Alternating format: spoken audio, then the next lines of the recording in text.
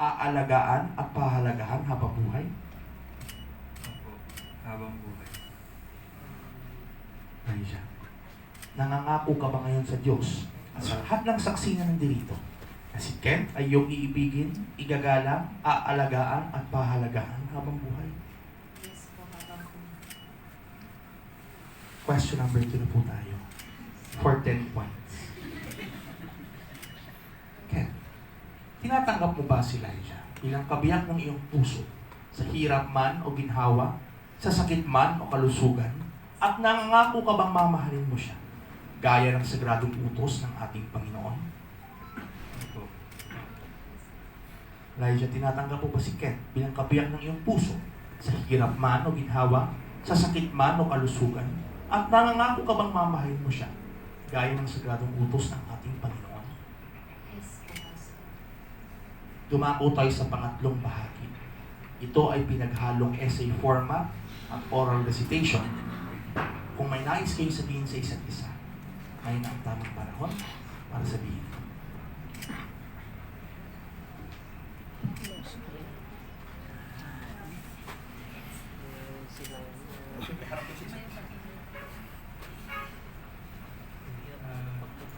Good evening po sa ating lahat. Elijah, who would have thought I'd be marrying the shy girl who I've seen only a few times while we were neighbors for years as kids. So here I stand today with my best friend, my fiancée, and my soon-to-be wife. From this day on, I promise that I will be with you through it all. I vow that you will never face this world alone.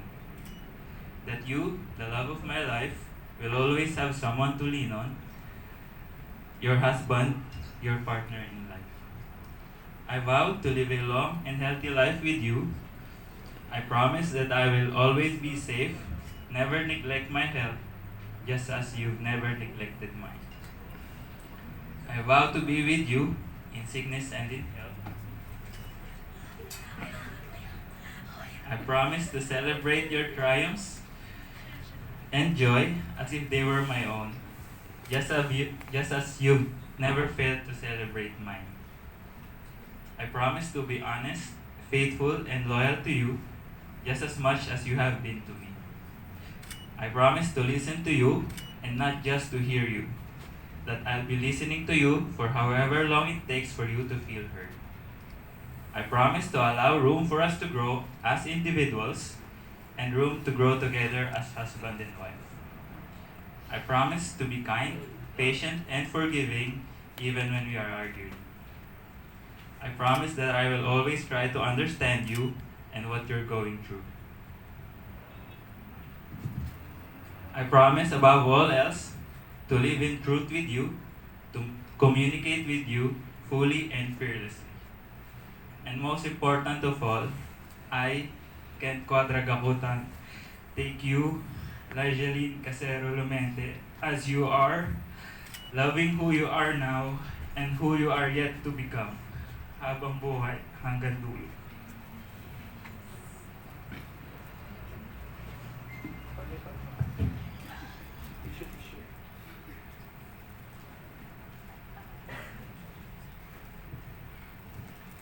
Hello, Ken.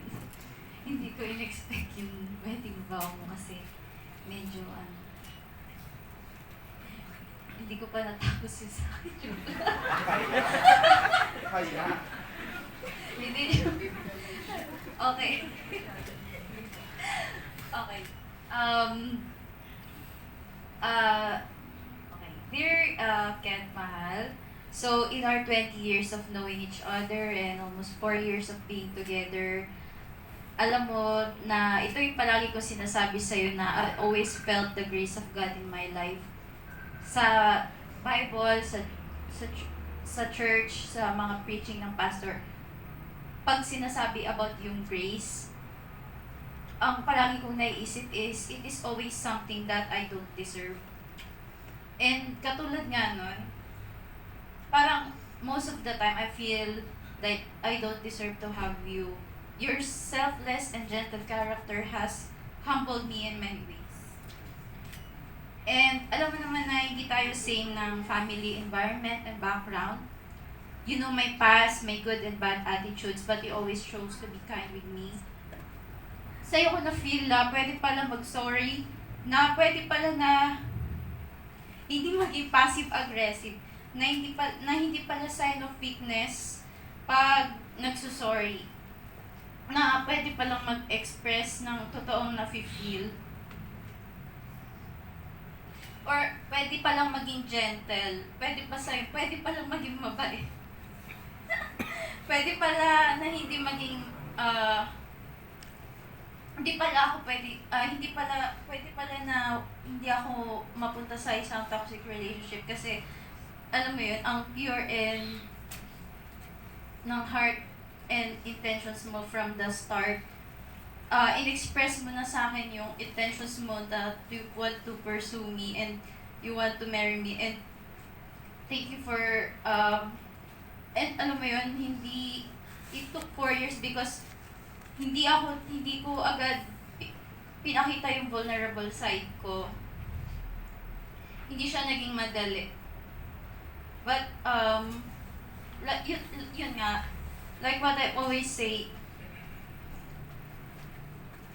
thank you for being kind.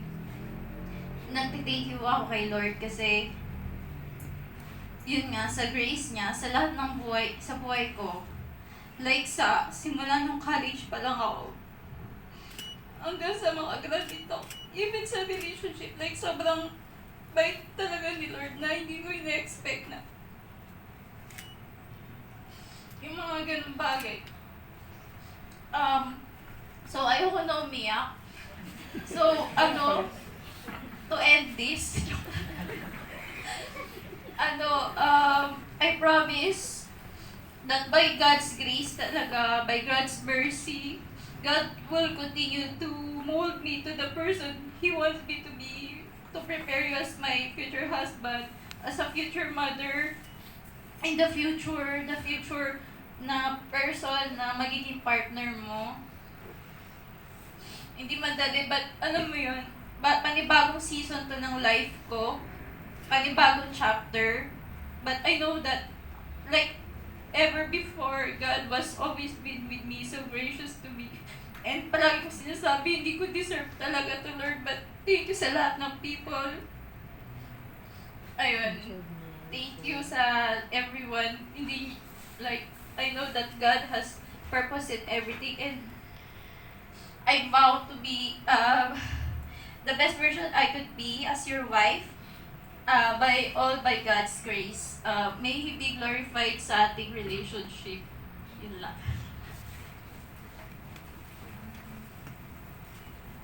Dumako na po tayo sa mga singsing.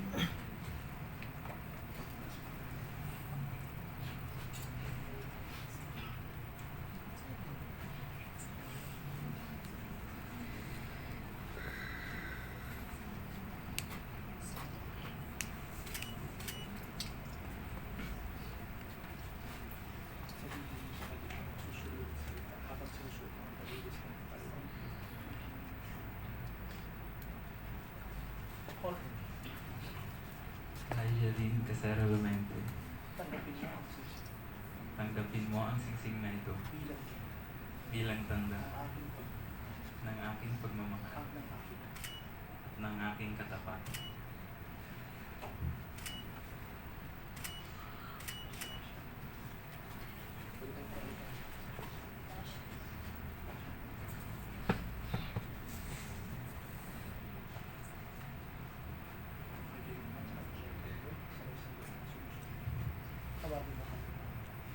Ken?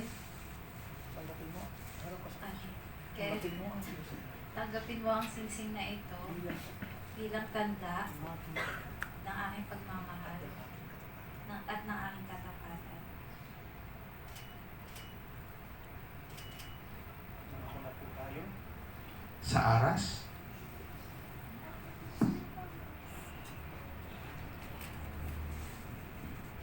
bakit mabalik? Yan po ay courtesy. Ang power ng Kennedy. Kay nanay po yan. Max. May ibig sabihin yun. Facebook. Kailangan ready.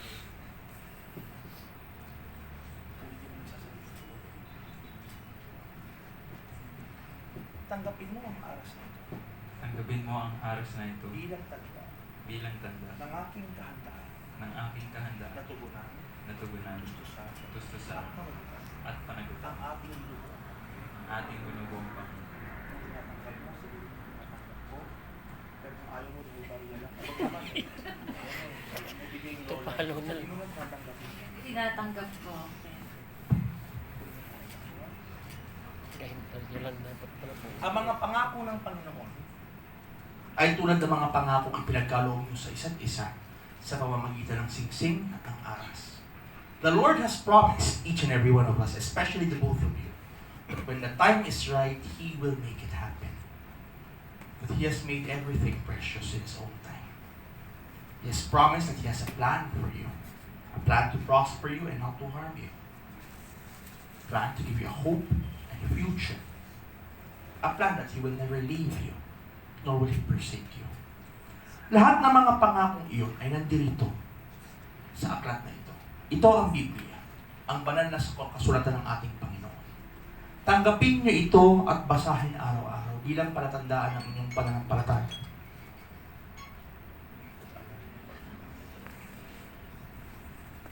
Gamitin niyo ito bilang tanda, sapagkat ang kanyang salita ang magiging gabay ninyo at mapa sa inyong paglalakbay sa buhay. Sundin niyo ang lahat na nakasulat dito.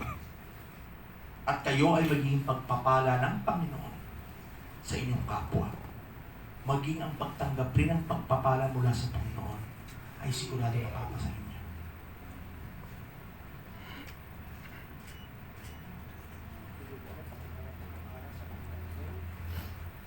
Pinapanawagan na po natin ang veil sponsors na ikabit na po ang belo. Sino?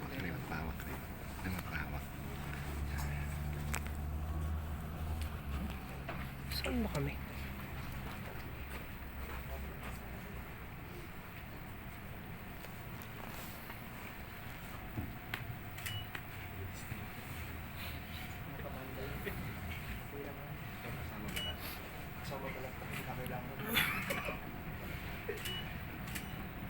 Sa pagkabit ng belo sa ulo ng babae at balikat ng lalaki, ito ay sumasagisag ng pagkaulo ng lalaki sa kanilang pagsasama bilang mag-asawa. Sabi ng banal na kasulatan, ang Panginoon ay nilikha ang lalaki at nilikha ng Panginoon ang babae mula sa lalaki. Hindi mula sa ulo ng lalaki upang pangunahan ng lalaki, hindi mula sa talampakan ng lalaki upang apapakan ng lalaki, kundi mula sa kanyang tagiliran, sa kanyang tabi. Nang sa gayon siya ay maging katuwang, kaagapay at kasama sa kanilang lakbayin sa buhay. Pinapanawagan po natin ang cord sponsors na ikabit na po ang cordon. Sabit lang. Nakalimutan ko. Hati lang. Ang cordon ay sumasagisag ng pagkabuklod sa inyo ng Panginoon sa institusyon ng pagkakasal. Sabi nga ng Panginoon, anuman ang kanyang binuklod rito sa lupa, kailan may hindi mawawasak o malalagsan. Kayo ay binuklod ng Panginoon. God has bound you into marriage. You will never fail as long as you abide with Him. Pinapanawagan po natin ang ating mga magulang at mga ninong at ninang na mangyaring tumayo. Ang unang tanong po ay para sa mga magulang ni Elijah at Ken. Magandang hapon po sa inyo. Kayo po ay saksi sa buhay ng magsigiyaw na ito. Saksi niyo po ang unang halakhak, unang pag-iyak, at unang pagsalang sa mga pagsubok ng buhay. Bawat tagumpay at bawat kabiguan ay inyo rin napansin. Kayo rin ang saksi sa kanilang pag-iibigan. Una sila nagmahal, nasaktan, at nagpasyang magmahal ulit. Ngayon sila ay pumapasok sa institusyon ng pagkakasal. Inyo bang ibinibigay ang inyong buo at lubos na pagpayag at pagpaspas sa kanilang pagsasama bilang mag-asawa?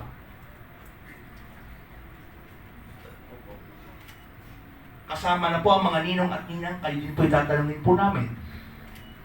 Bilang pagkilala sa kanilang prioridad bilang mag-asawa, Inyo ba ngayong pinapangako na inyong ibibigay ang bawat pagpapayo, bawat paggabay, at bawat pagmamahal nang sa gayon sina Elijah at Kent ay mamuhay bilang mag-asawa sa isang pag-iibig ang may basbas ng Panginoon at punong-puno ng pagpapala, pananampalataya at pag-ibig? Opo. Maraming salamat. Kayo pagpapalain ng Panginoon ng libong ulit. Maaari na po kayo maupo. Pinapanawagan po natin ang candle sponsors na sindihan na po ang ating mga kandila. Habang sinisindihan po nila ito, pinapanawagan po natin ang veil at cord sponsors na ialis na po ang belo at ang cordon.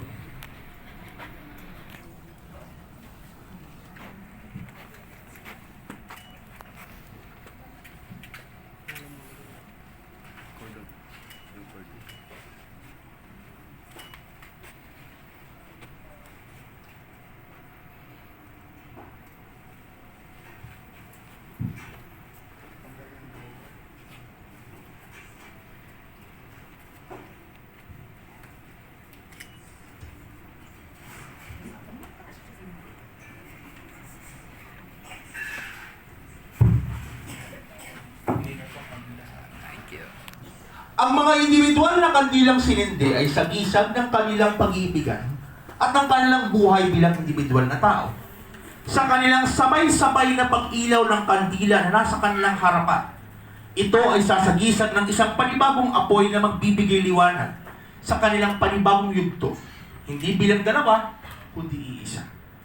Ang apoy na manggagaling sa kandilang kanilang sabay na pinagsindihan ay sagisag ng apoy ng kanilang pag-iibigan na magbibigay ng liwanag sa panahon ng dilim, init sa panahon ng lamig, at aliw sa panahon ng lumbay.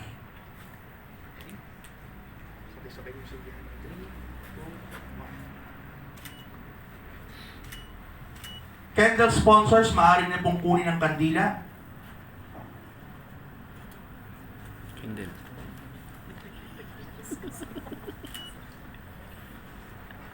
Maaari na silang patay.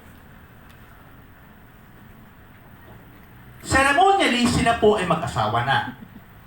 Ngunit may importanteng dokumento po silang lalagdaan na nandirito po sa folder na nasa harapan natin ngayon.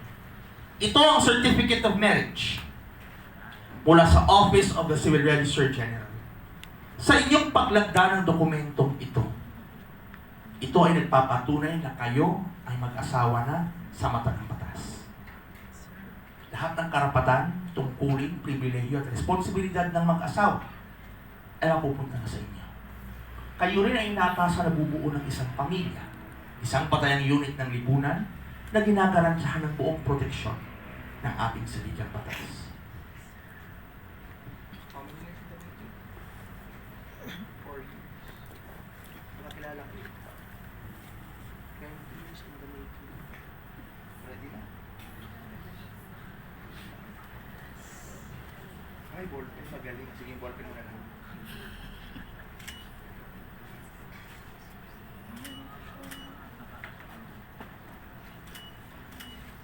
Apat na copy yan eh.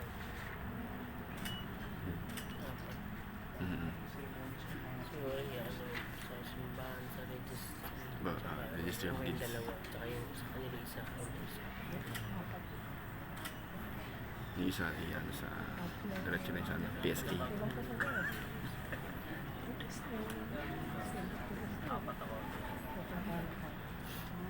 Sigurado na talaga ha. Pag pumirma na siya, wala nang atrasan. Ano rin, napakapit na. Ako nasunod na yung ano. Sunod. Sunod na, sunod. Ganda ng kanila. Hindi siya nasusunod. Siguro, kasi kung totoo yan, yan. Ang ganda rin.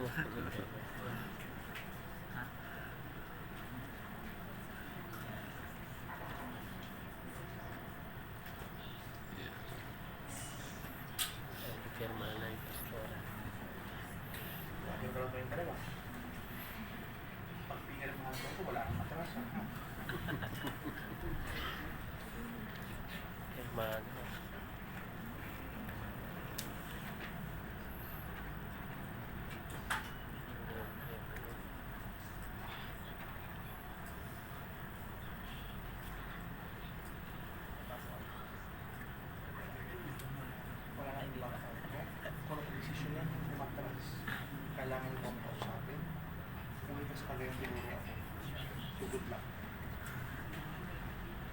Iniikayat ko ang lahat na mangyaring tumayo at sama-sama tayong manalangin para sa ating magsimula.